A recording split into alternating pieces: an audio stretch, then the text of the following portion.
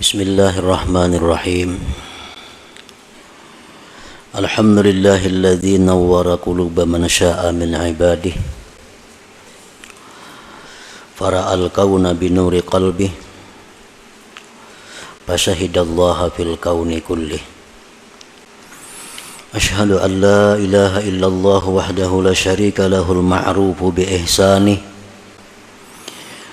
wa ashhadu anna sayyidana Muhammadan abduhu wa rasuluhul masyhuru bi amanatih.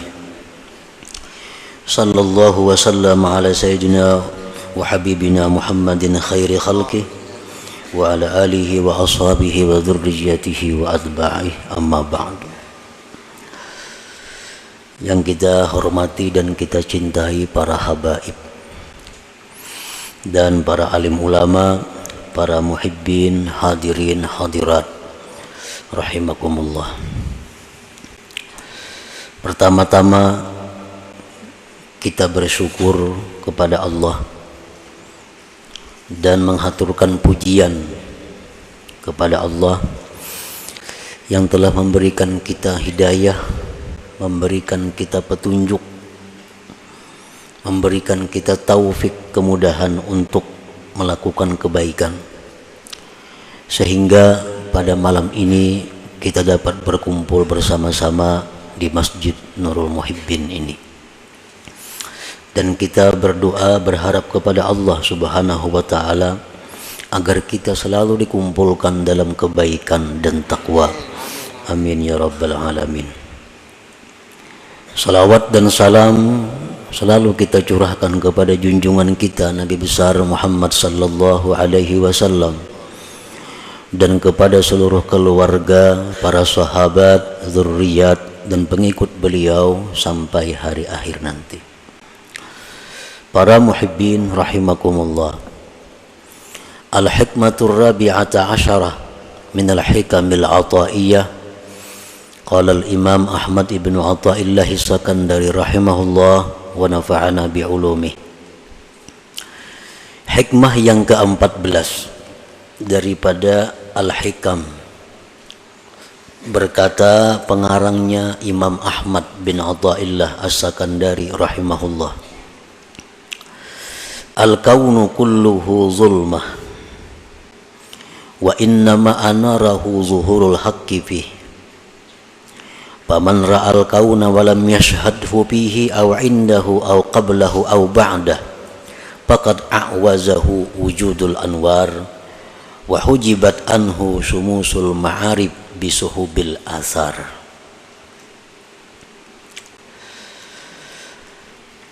Hikmah yang ke-14 yang terjemahnya atau artinya adalah bermula alam semesta seluruhnya itu gelap gulita dan hanya saja menerangi akan alam semesta itu oleh nampaknya Allah pada alam itu. Maka barang siapa yang melihat alam semesta ini dan dia tidak memandang kepada Allah pada itu alam atau di sisi alam atau sebelum alam atau sesudah itu alam, maka sungguh luput akan dia adanya cahaya-cahaya dan terdinding daripadanya matahari ma'rifat dengan makhluk yang diumpamakan seperti awan. Para muhibbin rahimakumullah, maka itulah arti atau terjemah daripada hikmah yang ke-14 daripada hikam ini. Adapun tafsirnya atau penjelasannya, bermacam-macam para ulama pendahulu kita yang menerangkan lebih luas tentang pengertian daripada hikmah yang ke-14 tadi. Al-kaunu kulluhu zulmah wa innama anarahu zuhurul haqqi fihi. Kaun itu artinya alam semesta. Alam itu ma siwallah, sesuatu yang selain Allah disebut alam.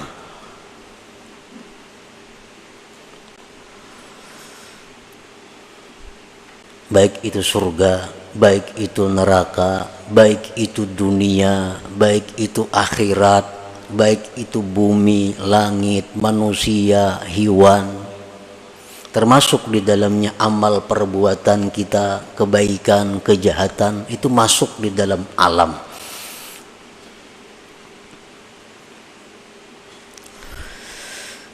Maka seluruhnya alam tadi zulmah, gelap.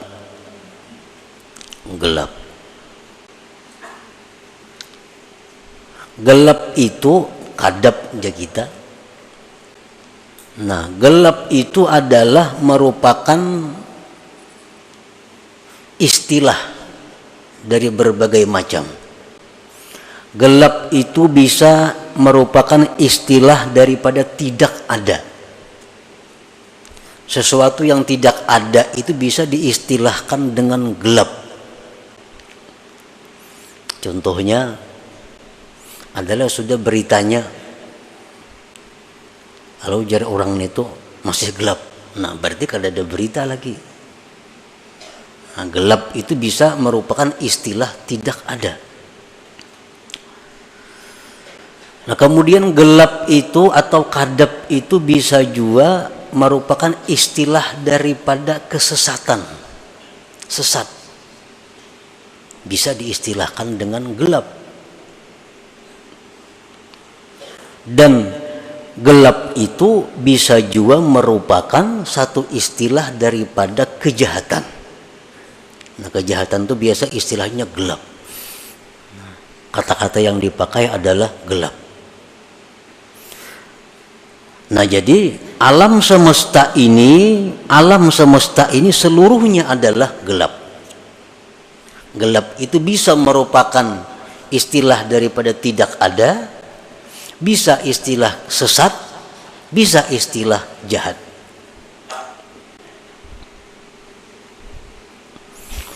Wa inna ma'anarahu zuhurul haqqi fihi, dan hanya saja menerangi akan alam semesta ini oleh tampaknya Tuhan pada alam itu. Terang ini pun istilah dari beberapa macam.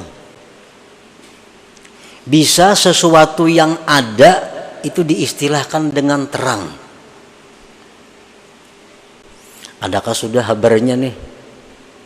Sudah ada titik terangnya jar. Nah, berarti ada tuh. Nah, jadi terang itu bisa istilah ada. Nah, kalau kita pakai istilah ada itu, maka alam semesta ini adalah zulmah, artinya tidak ada, tetapi hanya saja alam itu ada oleh karena adanya Allah. Oleh karena adanya Allah. Itu kalau kita pakai istilah gelap itu tiada, terang itu adalah ada.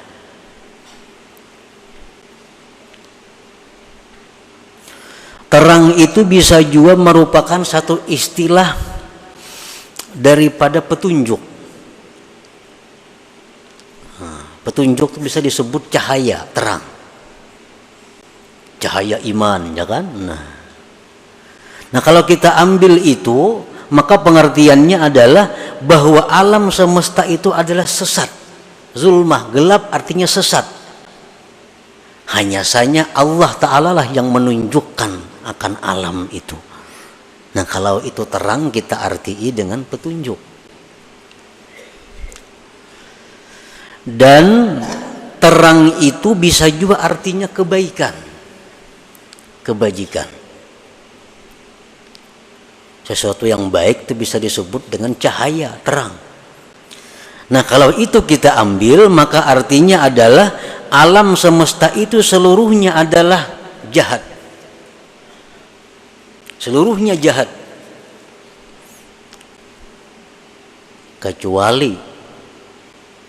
Kecuali apabila diterangi oleh Allah Subhanahu wa taala, maka alam itu akan menjadi baik. Nah, para muhibbin rahimakumullah.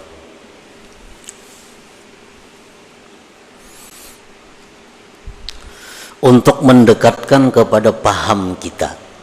Tadi mungkin terlalu jauh pemahamannya, masih lebar. Nah, untuk mendekatkan kepada paham kita, kita ambil salah satunya. Alam semesta itu kita ambil perbuatan.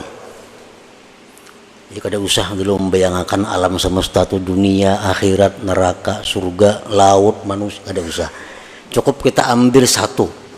Alam semesta itu kita ambil adalah perbuatan. Gelap itu kita ambil satu, kejahatan. Terang kita ambil satu, kebaikan. Nah, jadi perbuatan-perbuatan kita manusia itu adalah seluruhnya gelap, jahat, sayyi'ah.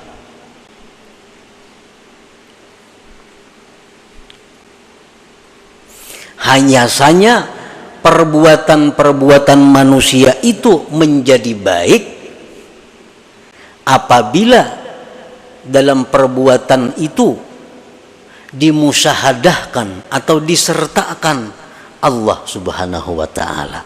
Nah, itu.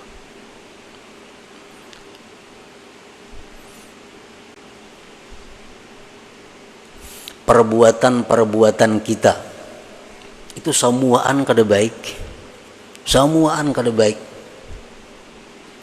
kecuali perbuatan kita itu disertai Allah Subhanahu wa ta'ala. Nah, disertai Allah itu artinya bisa disertai petunjuk Allah. Hanya perbuatan kita tadi menjadi baik, menjadi cahaya, menjadi hasanah.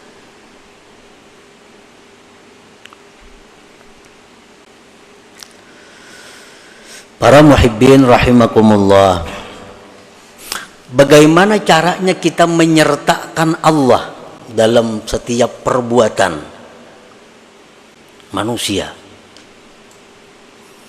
Bisa kita menyertakan Allah dalam perbuatan itu sebelum berbuat. Sebelum berbuat kita sudah ingat kepada Allah bahwa kita kada punya daya upaya, kada punya kemampuan. Ini adalah daya upaya dari Allah. Nah, sebelum berbuat. Atau kita menyertakan Allah itu sesudah berbuat.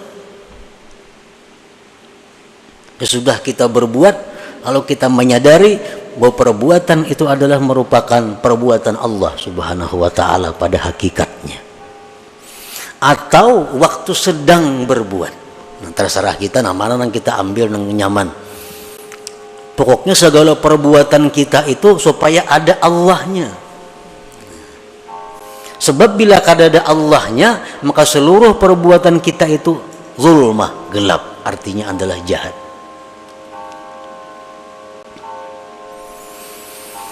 Nah, para muhibbin rahimakumullah, paman ra'al kauna wa lam yashhadillah fahuwa mahjub ta'ihun bil zulumat wa huwa arzalul khalqi.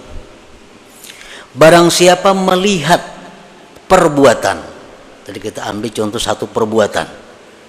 Siapa yang melihat perbuatan baik dirinya atau perbuatan orang lain, tetapi dia tidak bisa musyahadah kepada Allah, artinya dalam perbuatan itu dia tidak ada Allahnya. Siapa yang berbuat aku, siapa yang berbuat ikam, di hati itu kada ada Allahnya, kada ada. Nah, maka orang ini ngarannya mahjub, terdinding. Nah, terdinding, tersesat, dan dia merupakan makhluk yang paling jahat, arzalul khalaik. Bila kita tuh mengakui bahwa yang berbuat ini adalah aku, sampai ke hati-hati kita aku, nah itu sesat, terdinding. Yang berbuat itu adalah Fulan bin Fulan, sampai ke hati-hati kita mengatakan itu Fulan yang berbuat, tanpa sedikit pun kita ingat kepada perbuatan Allah. Sesat kita, sesat. Kenapa dia terdinding itu? Sebabnya lintibahi zahiri suwaril akwan suwaril kauni fi qalbi, karena tertancapnya zahir gambar ini perbuatan di dalam hatinya. Nah, dalam hatinya sudah becap, sehingga terdinding daripada mengingat bahwa perbuatan itu adalah perbuatan Allah Subhanahu wa taala pada hakikatnya. Kan kita sudah mengitikadkan bahwa la haula wala quwata illa billah. Nah, kalau kita mengatakan bahwa itu perbuatan kita sampai ke dalam hati-hati, kita mengatakan itu perbuatan kita, nah itu kita berarti terdinding. Nah, apabila kita ini orang yang terdinding, kita orang yang sesat, Ta'atu minhu sayyi'ah, amal taat yang kita lakukan itu menjadi kejahatan. Kalau kita ini orang yang terdinding, amal taat yang kita perbuat itu kejahatan. Kalau amal jahat bang, sudah makinnya kejahatan lagi.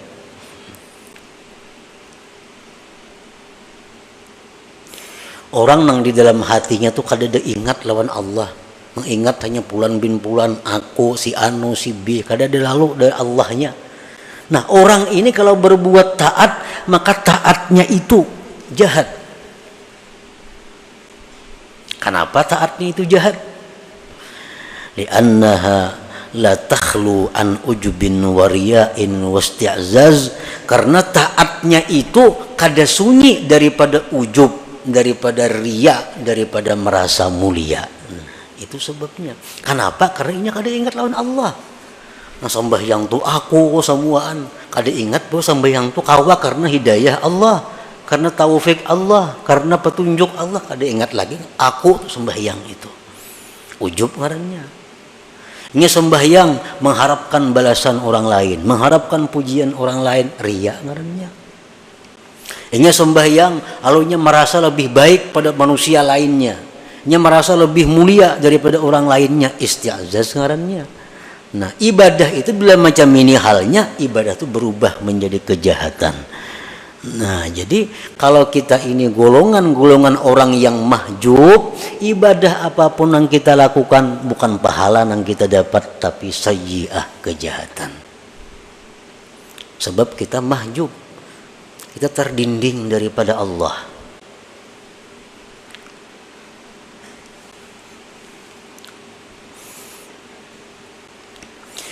Wa amma man ra'al kauna wa yashhadullah ta'ala fahuwa mukasyafun munawwarul basirah para al kauna kullahu nura. Adapun orang yang melihat perbuatan, kita ambil contoh perbuatan tadi. Dia melihat perbuatan dan di situ dia ingat kepada Allah. Nah, ini sembahyang, ingat aku ini sembahyang karena pertolongan Allah, karena petunjuk Allah, karena hidayah Allah, karena kekuatan Allah, aku lalu bisa kah ini. Nah, maka ini orang ngarannya mukasyaf, orang yang dibukakan mata hatinya oleh Allah. Munawwarul basirah, orang yang diterangi mata hatinya. Maka dia melihat perbuatan itu seluruhnya adalah cahaya, karena selalu ada Allah Subhanahu wa ta'ala. Inya sembahyang, inya bersedekah, baik dirinya atau orang lain, selalu inya melihat bahwa itu adalah petunjuk Allah, itu adalah kekuatan dari Allah, itu adalah taufik daripada Allah. Nah, sehingga orang itu jadi tinggalam jadinya, nang timbul hanya Allahnya. Nah, kalau macam itu kita ngarannya mukasyaf. Nah, mukasyaf.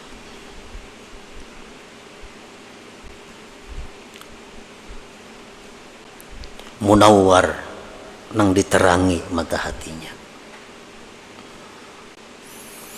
Baik perbuatan itu kebaikan atau perbuatan itu berupa kejahatan, kita selalu ingat bahwa di situ Allah. Kawalah orang berbuat kejahatan, maka dikehendaki Allah kada kawa. Nah, jadi setiap kali apa yang kita lihat berperbuatan itu, selalu ingat kita kepada Allah. Ada orang datang menyari-nyari lawan kita, bahwa ada orang datang mencela lawan kita, ada orang datang memuji kepada kita, ada orang datang menyanjung kepada kita. Nang kita lihat tuh adalah samuaan itu adalah dari Allah. Nah, jadi amun kita gembira, kita kada gembira lawan orang itu. Amun kita sarik, kita kada sarik lawan orang itu, karena orang tuh kada daya upaya. Kita mengatakan orang itu sarik, ini sariknya dari Allah. Allah memberinya kekuatan, memberinya kemampuan sehingga inya sarik lawan aku. Pada hakikatnya berarti Allah nang menegur aku, Allah nang sarik lawan aku. Nah, ini macam ini hanya orang nang mukasab, orang nang dibuka mata hatinya. Kada mau ada dendam, kada mau ada dengki. Kenapa? Karena inya mata hatinya terbuka. Nang mau dendam tuh orang nang lupa lawan Allah. Ada orang sarik lawan inya tuh maksudnya sarik lawan inya. Kada ingat ini tuh kawa sarik karena Allah, kada kawa ingat. Nah, pal maksiatu minhu hasanah, maka kejahatan maksiat dari orang yang mukasab ini itu kebaikan. Apalagi kebaikan. Orang nih nang mukasab nih, nang hatinya diterangi oleh cahaya Allah, sehingga dia selalu ingat kepada Allah bila melihat perbuatan-perbuatan. Andai kata inya melakukan maksiat, maksiat itu jadi pahala. Nah, maksiat itu jadi kebaikan. Apalagi inya berbuat taat maginnya lagi. Maksiatnya pun jadi kebaikan. Nah, lalawanannya ya nang tadi al-mahjub tadi. Nah, orang nang terdinding ini inya berbuat dosa, sudah nyata dosa. Berbuat kebaikan jadi dosa juga. Kalau orang nang mukasab berbuat baik sudah nyata pahala, berbuat dosa pun inya dapat pahala. Kenapa berbuat dosa inya dapat pahala? Nah, kenapa inya berbuat dosa dapat pahala? Satu alasannya, orang nang terbuka mata hati itu bila berbuat dosa, li'atirafihi bi'ajzihi wa zullih, karena dia mengakui bahwa dirinya itu lemah. Dia mengakui dirinya itu adalah hina. Dia mengakui bahwa dia sangat berhajat kepada perlindungan dari Allah agar bisa terhindar dari maksiat. Buktinya kalau aku kata ditolong Allah, ini jatuh pada maksiat. Berarti aku sangat perlu pertolongan Allah agar terhindar dari maksiat. Nah, wa taubatihi minha, dan tobatnya dia daripada maksiat itu. Jadi orang-orang yang mukasabin ini, mereka kalau berbuat dosa, nah, mereka tersadarkan, oh ternyata aku nih hina. Buktinya aku mau melakukan dosa. Buktinya aku ini berarti rendah di sisi Allah. Berarti aku ini jatuh di sisi Allah. Nah, perasaan-perasaan seperti itu adalah ibadah. Lalu dia tobat daripada dosa.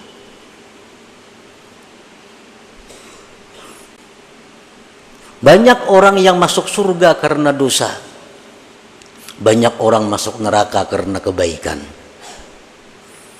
Masuk neraka karena kebaikan, dengan kebaikan itu dia merasa dirinya paling mulia. Dengan kebaikan dia merasa orang lain hina. Akhirnya kebaikan itu mengantar dia masuk neraka. Dia melakukan dosa, lalu dia merasa hina daripada orang lain. Dia merasa rendah daripada orang lain. Akhirnya dia kembali kepada Allah minta ampun. Nah, dosanya itulah yang mengantar dia ke surga. Jadi orang-orang yang dibuka Allah mata hatinya, yang selalu ingat kepada Allah, walaupun yang diperbuatnya dosanya jadi pahala.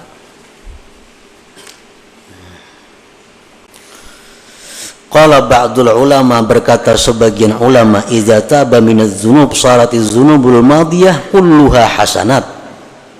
Kalau orang taubat dari satu dosa, ini berisi 100 macam dosa, lalu ini tobat, sebujur-bujur tobat, maka nang 100 macam dosa tadi ditukar Allah jadi kebaikan. 100 kebaikan jadinya. Nah, itulah yang dimaksud dengan firman Allah Ta'ala, faulaika yubaddilullah sayyiatihim hasanat wa kana Allah ghafurar rahimah. Mereka itulah yang Allah gantikan dosa-dosa mereka itu kebaikan. Orang ini macam-macam dosa, pokoknya ribuan dosa nang digawinya. Satu harinya tobat, sebenar-benar tobat. Nang 1000 dosa tuh berubah menjadi 1000 kebaikan. Nah, jadi orang-orang yang munawwarul qalbi, orang-orang yang selalu ingat kepada Allah, walaupun dia berbuat dosa, maka dosa mereka itu menjadi kebaikan bagi mereka karena hal-hal yang tersebut tadi. Nah, para muhibbin rahimakumullah, jadi itu merupakan salah satu daripada pemahaman daripada hikmah yang ke-14 ini. Nah, kemudian yang perlu kita ambil adalah bagaimana caranya agar kita bisa masuk menjadi orang yang mukasab ini. Jangan jadi orang nang mahjub nih. Karena kalau kita masuk orang yang terdinding ini, ibadah apapun yang kita lakukan kada ada faedahnya. Kenapa? Karena disertai ujub, disertai riya, disertai merasa mulia, disertai yang kada baik. Jadi mesti kita jangan berada dalam golongan itu. Kita mesti masuk dalam orang-orang yang mukasab, yang munawwar, yang diberi cahaya. Para ulama suluk mengatakan ada 3 hal untuk bisa kita mendapatkan kasbillah, keterbukaan hati dari Allah itu. 3 hal ini, 1 pemantang, 2 ubat nang digawi, yang ketiga lingkungan. Nah, pertama az-zuhdu bid dunya. Hendak masuk dalam golongan orang-orang nang tadi, nang kedua nih, nang diberi cahaya hatinya tuh, hendak masuk ke situ, syaratnya pertama dahulu mengurangi urusan-urusan duniawi. Selama kita masih berpikir hendak menambah kekayaan, kada kawa. Tetap kita berada di gulungan mahjub itu. Nang ada mesti dikurangi. Misalnya asalnya usaha berapa macam, dikurangi supaya ada ruang di dalam hati untuk menerima cahaya Allah. Karena hati ini sudah penuh dengan urusan dunia. Cahaya Allah kalau kau masuk, nah dikurangi supaya bisa masuk. Nang kayak butol tuh hibak awal kita tambah banyu, kada kawa lagi, walaupun nang masuk nih habang hijau kada kawa, sudah hibak nih tuh. Ini butol nih hibak sudah sampai di atas banyu. Anda kayak banyu habang tak keluar juga ini. Timun kita kurangi, nak kawa masuk. Nah, bila masuk cahaya Allah ini akan menjalar, nah, akan menyisihkan yang lain-lainnya. Jadi kurangi aja urusan dunia. Ada perlu ampih bertuku, ada perlu ampih berdagang, ada perlu. Cuma kurangi urusan dunia, beri tempat dalam hati untuk menerima cahaya Allah. Selama kita masih memikirkan macam-macam jabatan, macam-macam kedudukan, macam-macam perdagangan, menambah usaha itu, maka kada mau masuk sudah. Nah, jadi pertama syaratnya adalah kurangi urusan keduniaan itu. Beri ruang hati untuk menerima cahaya Allah. Yang kedua, kalau sudah kita kurangi urusan duniawi tadi, ditambah kasratul zikri wal fikri, perbanyak zikir dan tafakkur. La ilaha illallah perbanyak, salawat diperbanyak. Ditambah tafakkur, berpikir tentang kejadian-kejadian yang diciptakan Allah ini.